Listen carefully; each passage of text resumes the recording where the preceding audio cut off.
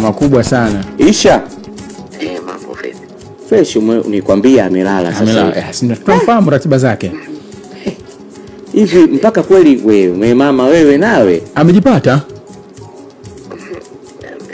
Fresh, haya huko. Mani yote tumechoka na kupika. Haya jiamshe basi huko live hapa kupitia mashamsham.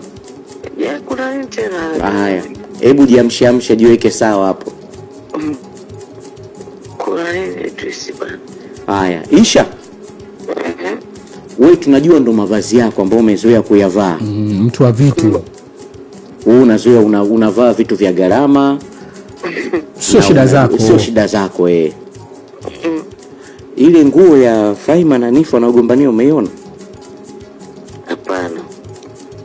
Hajaiona. Kama unatukataa hivi mashauzi. Hebu nani umeiona nguo ya nani ya Nifa?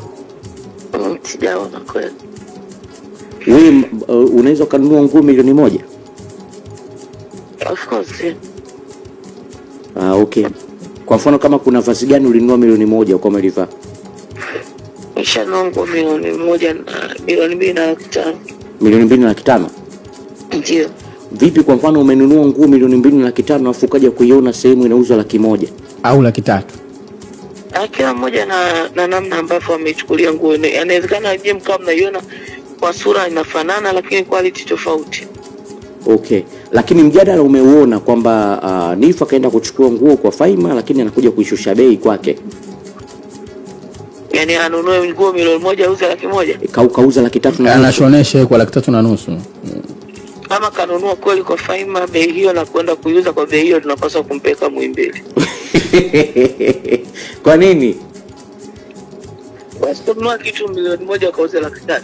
Yaani shida yako labda kama utakuwa. Yaani sijui lakini hivi nimekurupuka usingizini.